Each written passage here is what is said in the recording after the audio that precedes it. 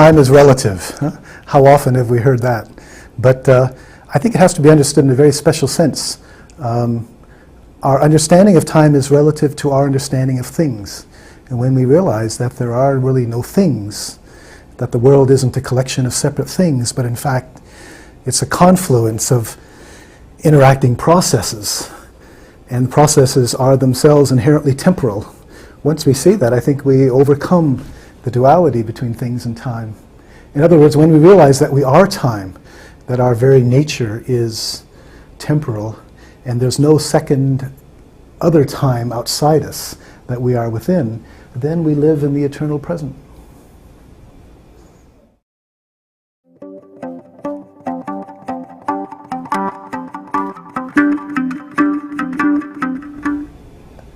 I think the real source of the duality is our sense of self. So we have the sense that there's a me that's in time, that there's something permanent, perpetual, that doesn't change, or that we want there to be such a thing. But then we also know, I look in the mirror, and I know that I might want to be eternal, but in fact I'm bound by aging and the prospect of death. And I think it's this desire to transcend time that really becomes the problem. Whereas the non-dualist solution to it is really to become one with time. I mean, think, if you will, of an island in the ocean, and there's nothing else around. And we say time is the current. We can measure time according to the current, how fast it goes past the island. But what if there is no island? What if everything is in the stream itself? What if there's nothing outside it? Which is what it really means if we're saying that everything is process. So then in that case, we don't have walls, we don't have things. What we have is active dynamic things, or active dynamic processes. And in that case, if you're really flowing along with the current, for you there is no current. And I think that gives us some insight. That analogy can give us some insight into what it means to really live in the present. But here's the other thing about that we talk all the time about being in the present, but the normal present is only understood in relation to the past and the future, right? So the normal present, we distinguish it. We tend to think of the present as this little thin dividing line between the past and the future. But if the past is memories, if the future is expectations and projects right now, if the past is memories right now, then we only have the now. But if there's only the now, with nothing to contrast it with, there's no now either. The now disappears. And I think that's what it really means to live in the eternal present.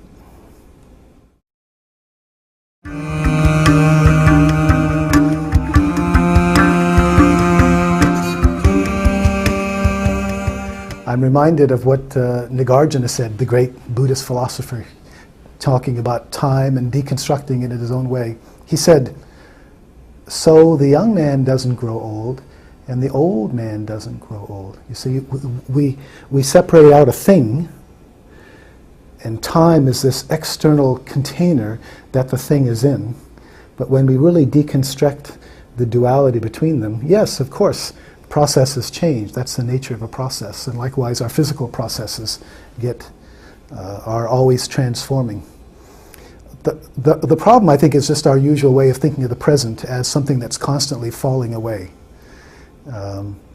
Once we let go of that, we realize that it's the nature of the present to constantly transform, but nonetheless, it's always now.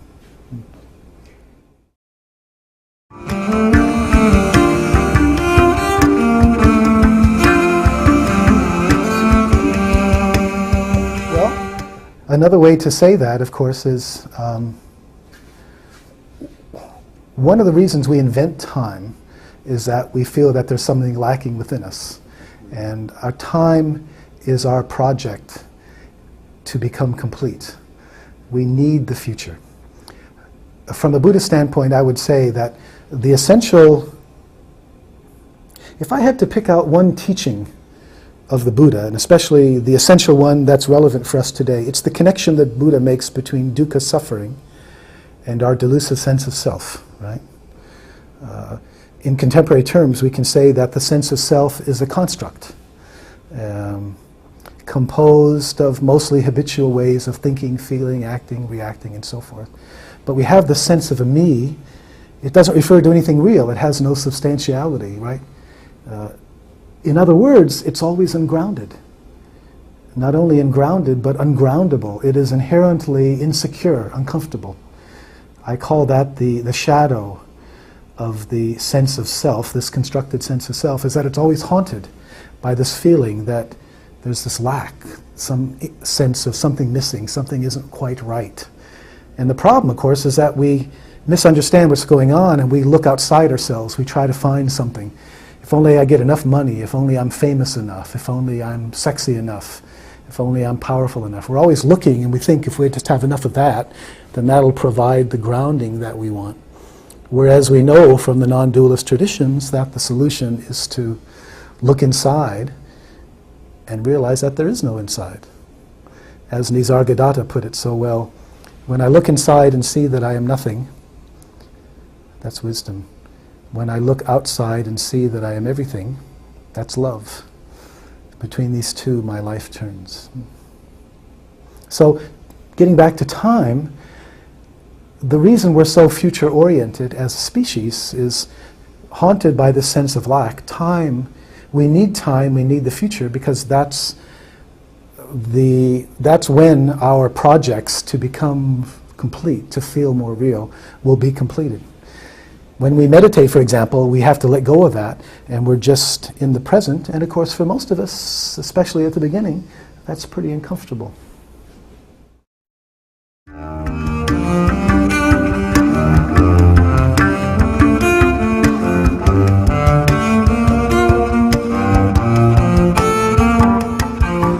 And the Buddhist understanding of Western teaching. I'm really interested in the dialogue, the conversation between the two, because each has so much to offer the other, right? It's not simply a matter of Buddhism coming from Asia and adapting, fitting into our secular paradigm, but it has to work both ways. I think Buddhism in Asia, it inevitably comes with a lot of baggage, a lot of cultural baggage, mythological baggage that really isn't so relevant today.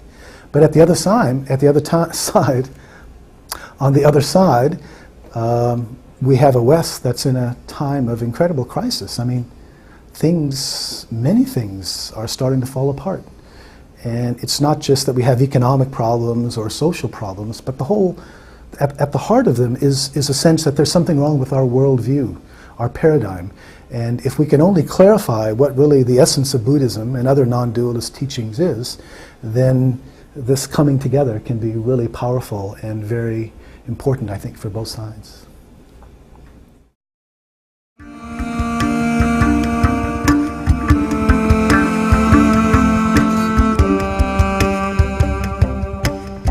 The question is always, how much is the West going to change Buddhism and how much is Buddhism going to change the West? As it stands now, we have a Western modernity that's very consumerist and commodified, and the tendency is to take everything and commodify it. So from this perspective, Buddhism could become another commodity. And indeed, that's the way it seems to be for a lot of people. I mean, Buddhism seems to be ideal for, middle class people working too hard, overstressed. Leave me alone, let me meditate, let me realize my true nature. So in that sense, it can fit into the sort of individualistic Western paradigm. That's the danger, I think, because that reinforces the basic problem. I mean, I think Buddhism, if it's anything, it really needs to challenge the sense of self rather than being transformed into something that's going to make that sense of self more comfortable and able to cope with its demands. So I think that's the real challenge, whether Buddhism will be appropriated in ways that fit into the Western paradigm, or how much Buddhism is going to come to the West and really challenge it and help transform it, as it itself will be transformed. I mean, every time Buddhism has come to a different culture, it's been a matter of co-creation. Because Buddhism emphasizes everything's impermanent, everything's insubstantial. And of course that applies to Buddhism itself. So it's this co-creation. And this is what happened when Buddhism went to China interacted with primarily Taoism, created Chan or Zen. When Buddhism went to Tibet, interacted with the native Bon religion there, created Tibetan Buddhism. And of course, now I'd say is the greatest challenge and the greatest transformation ever as it comes to a West which is, on the one hand, extremely successful, sort of at the height of its success, and yet also we're aware that things are unstable, that things are just beginning to collapse, and we have a real problem on our hands.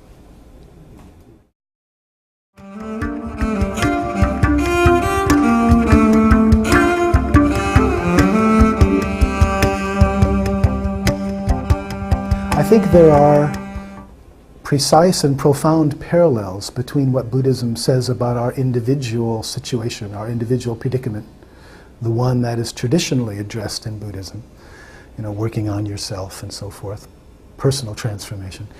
I think there are important parallels between that understanding and our collective situation now in relationship to the earth.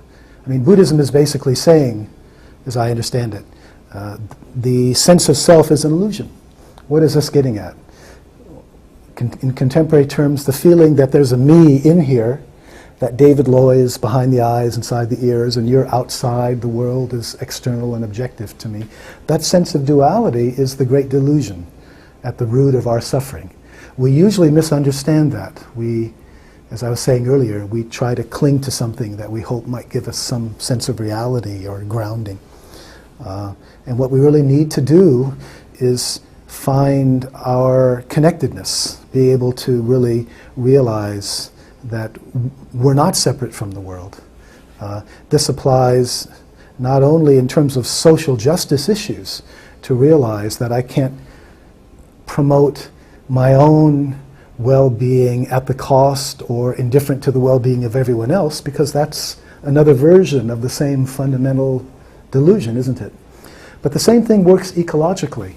Just as we have the individual sense of duality, so we as a species now have this duality between ourselves and the rest of the biosphere. And this causes suffering, the sense of separation. I think it causes suffering in all kinds of ways, but one of the ways it comes out is, we don't know what it means to be human. We don't know what it means, the meaning of humanity. What's the point of it all? Because we feel alienated from our ground there.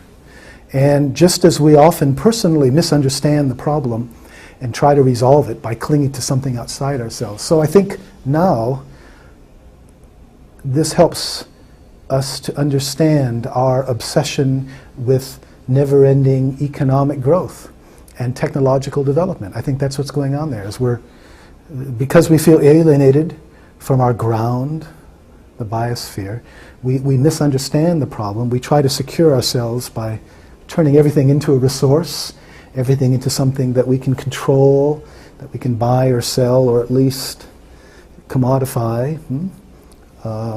And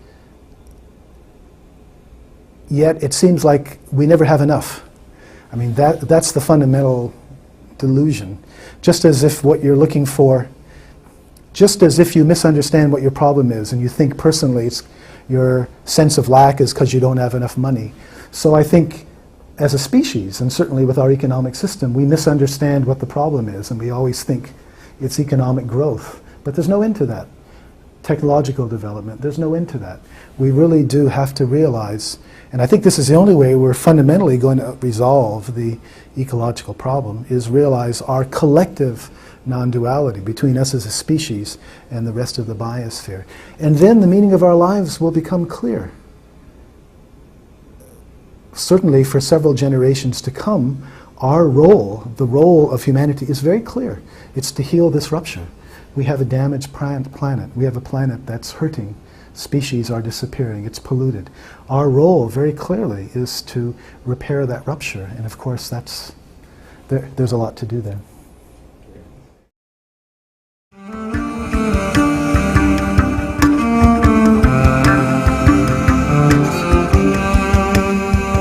Well, there's two things to say there. As far as I can see, it's no accident that we trace Western civilization back in large part to the Greeks. It was the Greeks, as far as I know, who were the first to distinguish between what they called phusis and nomos, that is to say, the natural world and human convention. That's something we take for granted today, that we can restructure society pretty well any way we want to if we decide it's not working. But in the context of the time, that was a radical realization, because in most archaic societies, the nature of human society, the social structure, is accepted as just as natural as the local ecosystems. That's the way it is, and you can't change it. Okay? So the Greeks realized, hey, we can change it. That's why they got democracy, however limited, and it was pretty limited, that we're somehow separate from nature. But that's where that sense of separation begins, because, okay, we know that we're different, we know that we can change, we can restructure ourselves collectively and individually to become anything we want. But what should we want? What's the meaning? Where are we going to go? So that's the anxiety. I think that's where the dukkha comes in. What does it mean to be human? Now, as far as the contemporary predicament, I think a lot of it just goes back to modernity, which by no accident really, I think, begins not just with the Renaissance, but the Reformation, where loss of faith in God. I mean, with the Protestant Revolution, God sort of disappears up into the clouds and becomes less of a force, less of a concern. And you end up with a much more secular world. Well, you know, if it's a secular world, we have to secure ourselves. And so we become preoccupied with that. If you look at modern science, modern philosophy, the modern nation state, the modern economic system, which is largely corporate capitalism, all that evolves out of that. And in different ways, all of them, I think, are preoccupied with this need to secure ourselves. A need that ultimately cannot be satisfied in that way. It doesn't really work. And I think that's the kind of source of the anxiety that we're experiencing even more strongly today.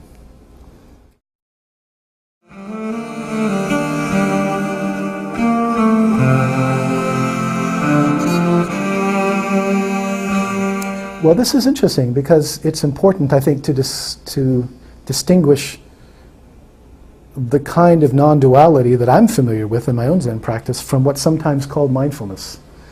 And this has become a hot topic. Mindfulness is extremely important, but it can also be misunderstood.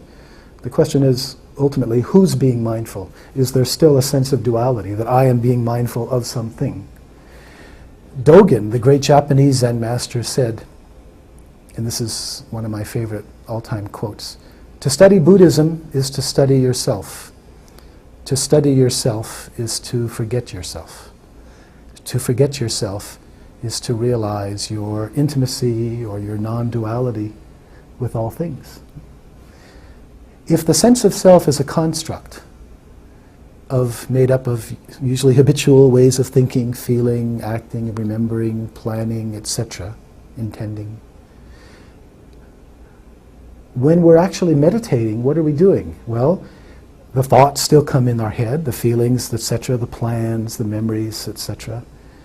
But if we're really meditating well, they come into our heads, but we don't identify with them, we don't act on them. We sort of let them go. Well, if the sense of self is composed of these, and we're letting them go, what we're really doing when we're meditating is we're deconstructing the sense of self. They constitute, they structure the sense of self. So this is the idea of by letting go of them, ultimately, we let go of our sense of selves. In the koan practice, for example, in my tradition, we began working on mu. And really, mu, at one level, mu is a kind of mantra. You completely become one with mu. You recite it over and over again with exhalation of your breath. At the beginning, it's hard to do. There's all kinds of distractions. You keep it up, you're able to keep a constant attention on mu. So then there's just you and mu, but if you keep working on mu indefinitely, like in an intensive sesshin or a 10-day meditation retreat, you tend to sort of merge, you become one with mu. That is to say, the feeling that there's a you that's doing mu dissipates. In the Zen tradition, we say at this point, mu is doing mu. Mu stands up, mu sits down, mu eats, mu goes to the bathroom, move, lies down to sleep. And if he doesn't keep that up, eventually there's a kind of transformation, a letting go. And it's the realization that, for example, instead of me, David Loy, this I in here that's looking out at the world, rather David Loy is one of the ways, one of the many ways, the infinite number of ways in which all of this comes together right here and now. So that's the non-duality within the Buddhist tradition, or the Zen tradition.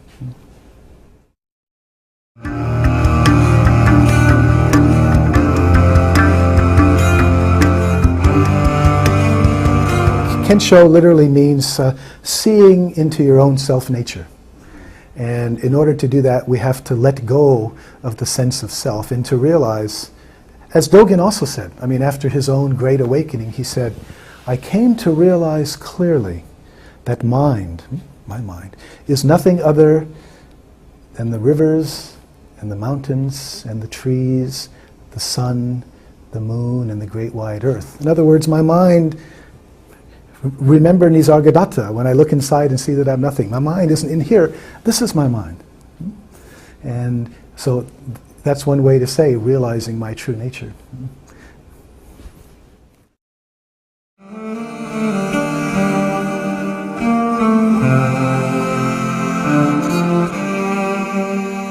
Within the Zen tradition, for example, in contemporary Japan, there are two main schools. So what I've described, the koan process, is what's predominating in the Rinzai tradition, which is very much the sort of, there is a need to realize. So they do accept and even embrace a kind of dualistic perspective that you need to practice in this way in order to realize.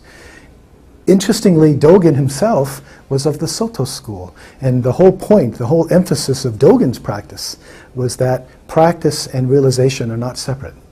That if you are practicing in the right way, that is itself realization. So for him, he doesn't accept any such striving in that way, but rather if we're fully one with the practice, which for him was shikantaza, just sitting, if we completely let ourselves settle into that, that is itself awakening. So he is especially sensitive to exactly this problem of duality between practice and realization. But it works the other way around too. I mean, by saying that there shouldn't be any duality and having no practice, the truth is most of us need to do something to help focus ourselves, something to help us have this realization. And yet, accepting that the duality that we make between them is a false one.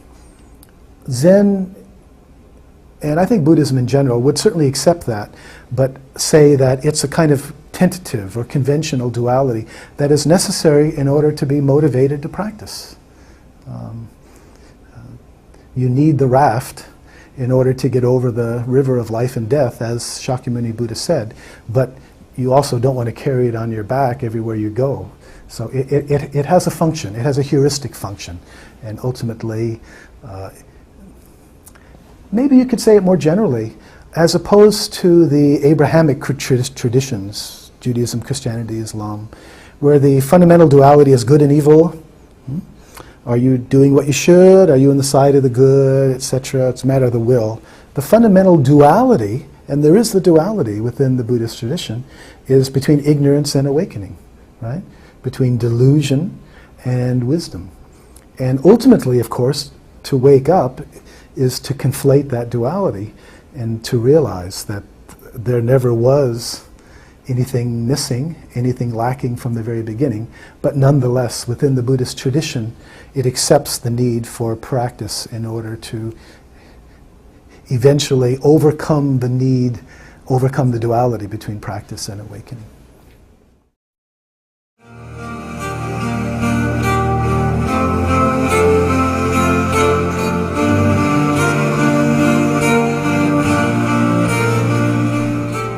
I think things are falling apart. Not only economically. I remember some years ago, a decade or two, I was wondering, what's going to fall apart first? Ecological, economic, political? It's quite interesting. It's been the economic, and I think that's pulling a lot of other things down with it. I think we're in a state of grave crisis.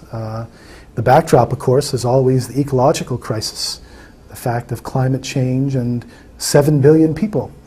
There's no way 7 billion people can have well, it'd be very difficult, let's say, very difficult indeed, for 7 billion people to have a really good quality of life and yet also enable all the other species on this planet to be nurtured and to have a meaningful. I mean, things are tough, right?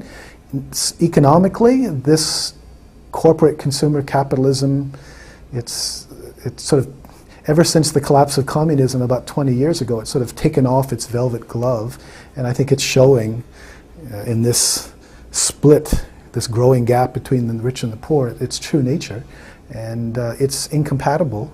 The kind of greed that is been institutionalized, I think that's becoming more and more apparent.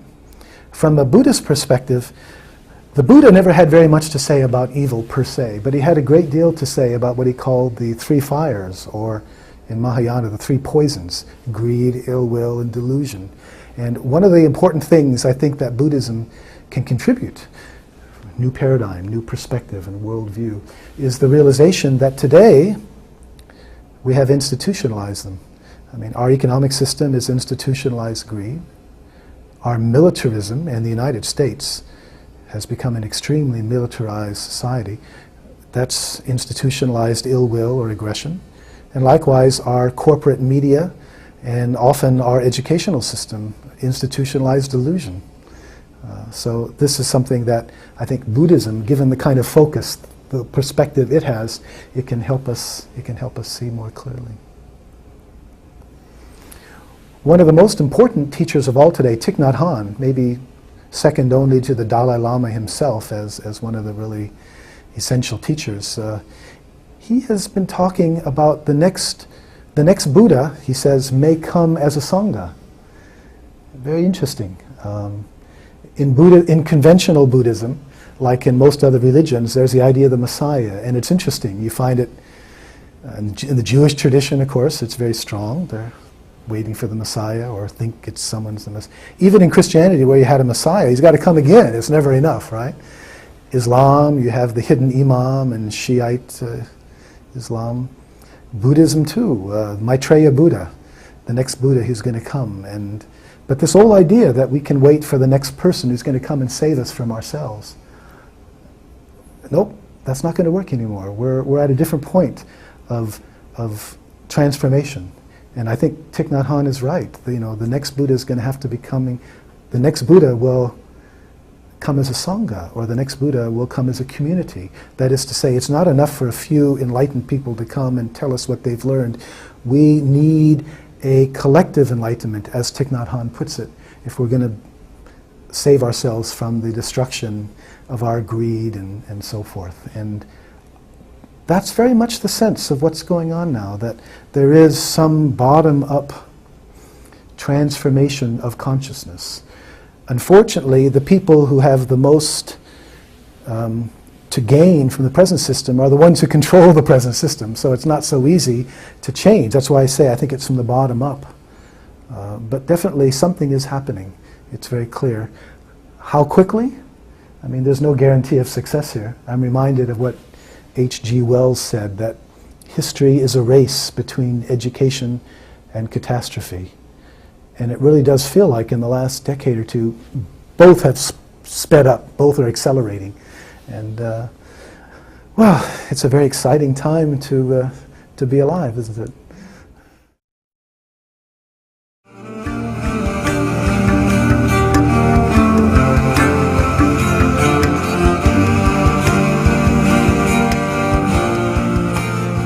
It's interesting, of course, when you look at Asian Buddhism, all of those societies were hierarchical.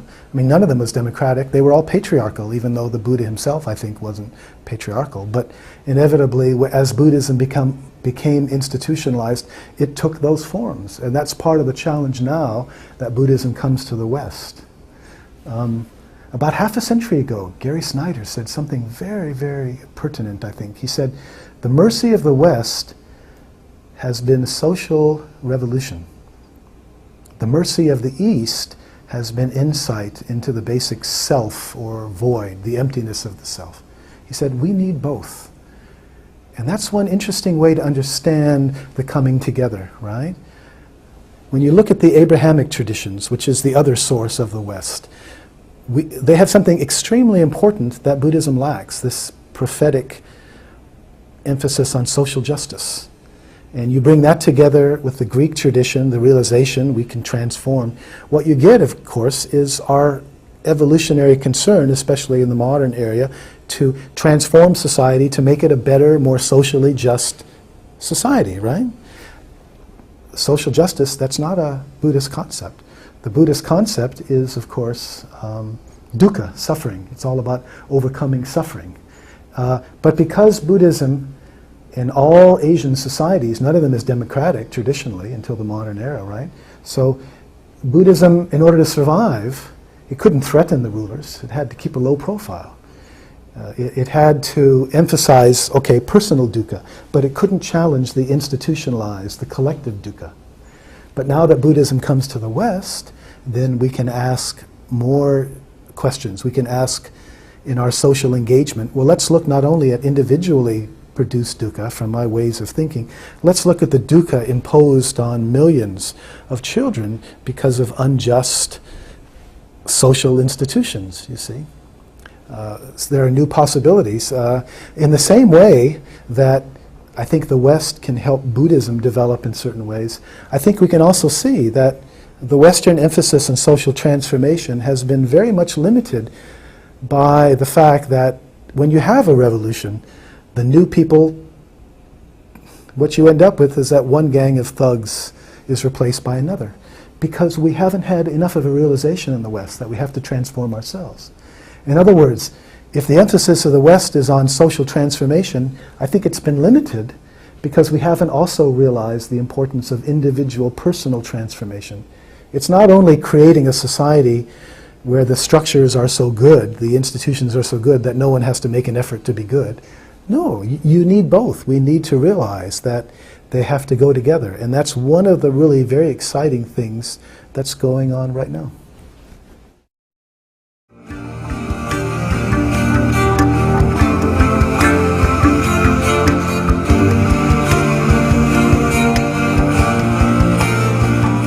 We know that the kind of transformations that are being called for are inconsistent with our present way of life.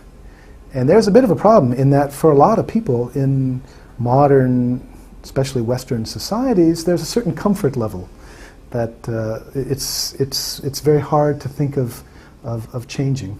I also think there's a deeper psychological issue here too, though. Just as individually, we find it very hard, if not impossible in most cases, to accept our mortality. You know, the tendency is to repress it, and to, in which case we tend to become more frenetic in our other activities. So the prospect that the climate scientists are presenting us with, that is to say the collapse, now some of them are talking not only about sort of collapse of human civilization as we know it, but if we really do get runaway warming, even the human species itself conceivably might not survive. Well, if we have trouble accepting our own individual mortality, I think it's even more so the case with the mortality for us as a species, for our children, for our children's children, I think. And therefore, with that kind of inability to grasp what that means and respond, it makes us prey to the fossil fuel companies when if they can spend lots of money on propaganda and advertising, just enough to make us think, well, you know, the scientists can't agree, so why should I change my lifestyle? It gives us that opening to sort of pretend to ignore the fact because it's not clear, right? I mean, that, especially in the United States, this isn't so much in Europe. I think Europeans know, but especially in the United States, I think this is the kind of game. It's not only that we are deceived by the advertising, we want to be deceived, you know, and that's why it works so well. And I think that's a lot of the trouble. We're realizing that just giving people information, especially this really, really scary information, it doesn't work. In fact, it often has the opposite effect. It's so scary, people can't cope with it. They don't know what to do, and so it's very easy to kind of push it away. In which case, I think we become more obsessive, more compulsive, and I think that's another characteristic of U.S. society in the last decade or two. We're more frenetic in our preoccupation with consumerism, with sports, with all those things we do to keep ourselves distracted.